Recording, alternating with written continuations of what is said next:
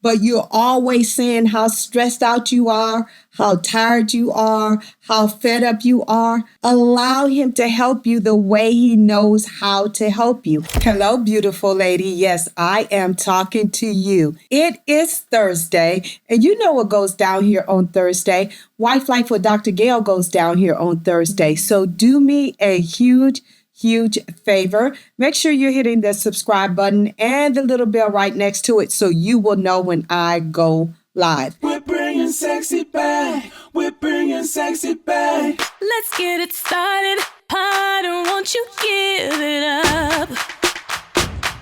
And so tonight, I want to talk to you about 5 ways to reconnect with your husband. Now, I am being inundated by women and some men that are saying that I feel so disconnected from my spouse. I feel like we're on 2 different planets.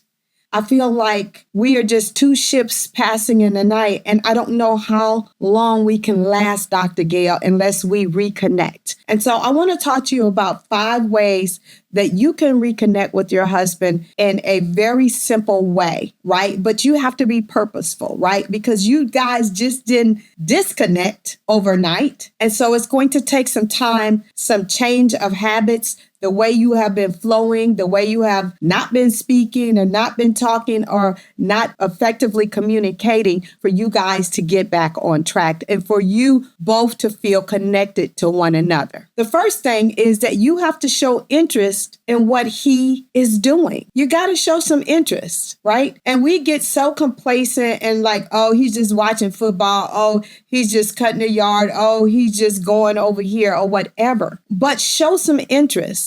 Even if you're not interested in a sport, it takes nothing but a few minutes for you to sit down and watch it with him. You might actually learn to like it, right? It takes nothing for you to say, you know what? I've never cut the grass, or I haven't been involved in cutting the grass in a long time. So let me go out here and see what he's doing and aid him in whatever he's doing, pull the weeds, whatever you could do to engage. If he is really heavily involved in work, not saying that you have to go to work with him, but ask him how he's doing. Ask him, does he need any help with anything to take some of the burden off of him, right? Ask him, how is he and his friends interacting? Again, you have to show interest in what is interesting to your spouse. And a lot of times we take that for granted. Oh, that's guy stuff. Oh, that's woman stuff. No, show some interest. Okay. Number 2, you gotta make eye contact. If I learned nothing else from when I sat down and talked to the stripper, she said, Gail, you wives are so busy, you don't even make eye contact with your husbands. And no, the way to a man's heart is not through his stomach, it's through his eye gates. And through his eye gates, you will learn if he's happy, sad, stressed, sick, all of those things. So take the time to look into your spouse's eyes, because that's when you and as well as him become very vulnerable, right?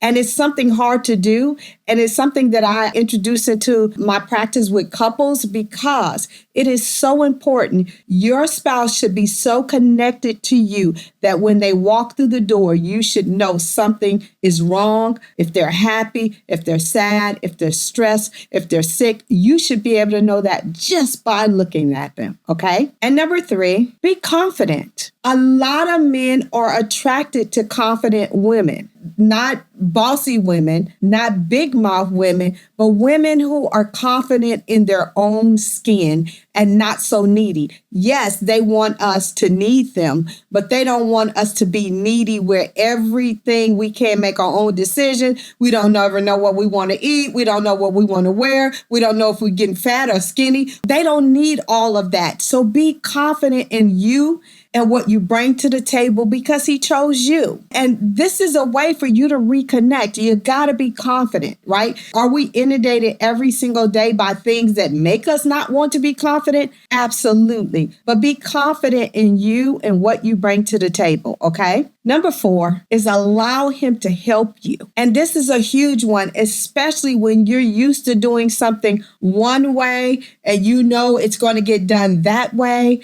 And you know that you like it done that way, but you don't ever want to ask for help, but you're always saying how stressed out you are, how tired you are, how fed up you are. Allow him to help you the way he knows how to help you. And if he's not helping you the way you need to be helped, sit down and have a conversation and say, honey, I appreciate your help, but this is what I need help with, and this is how I need it done.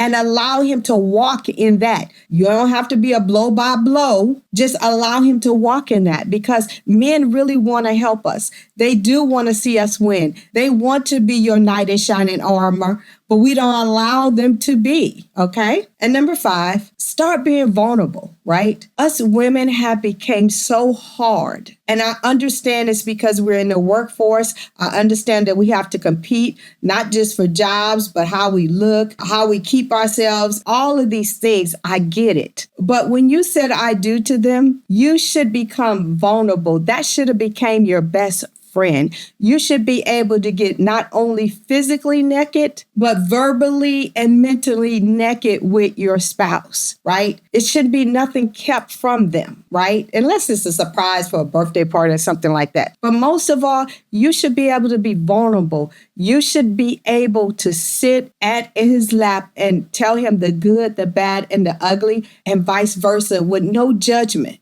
And if you really want to reconnect with your spouse, put God in the center of your marriage. I can't stress that enough, because you can't do this alone, okay? God knew that marriage was going to be hard. That's why he started his 66 books with a marriage, and he ends it with a marriage, okay? I love you guys to pieces. I am here every single Thursday at 8:30 p.m. Eastern Standard Time. I will see you next week.